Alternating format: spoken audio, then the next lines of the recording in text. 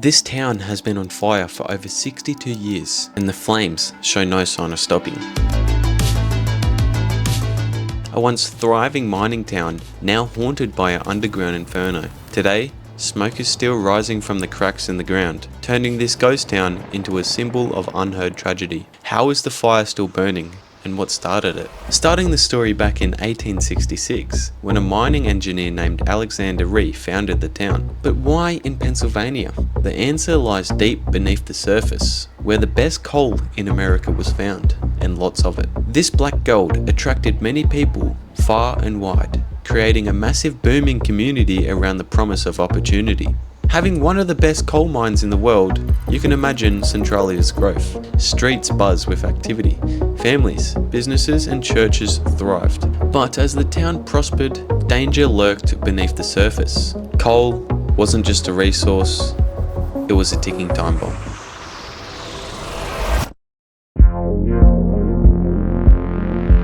The Molly Maguires, an Irish labour organisation fighting for miners' rights. The methods of getting what they wanted was crazy.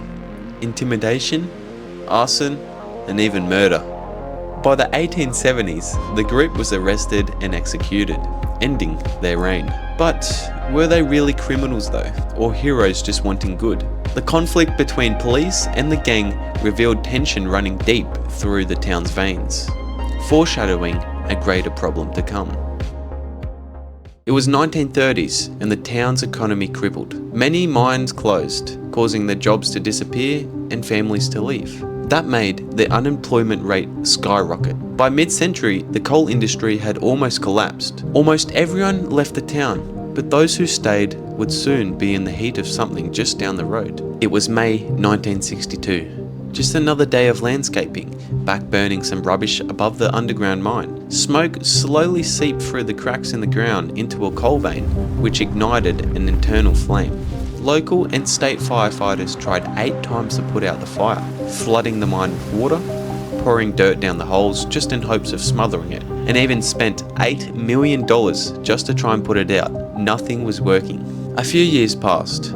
Toxic gases like carbon monoxide rose from the ground. Centralia transformed into a deadly hazard zone. Carbon monoxide is the invisible killer with no scent. It threatens every person who breathes it in. The homes filled with poison, and the earth itself became a danger. In 1981, 12-year-old Tom Domboski was playing in his backyard when the ground just gave out. He found himself lying in a sinkhole of spewing toxic gases. And imagine you're just driving down the road and suddenly you disappear beneath the ground. Centralia wasn't just burning, it was swallowing itself.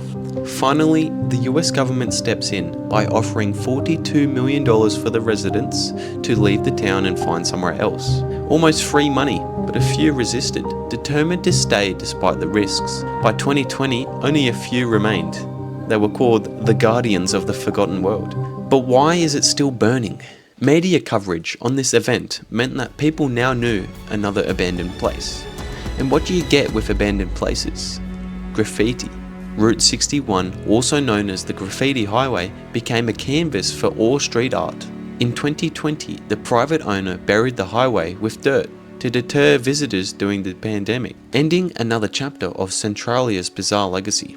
Okay, so what fuels Centralia's endless fire? The answer lies in the coal mine beneath the town. The pockets of coal are the fuel of the fire, and since there are tunnels, there's also air, and experts say the fire will burn for another century, or may even outlive us all.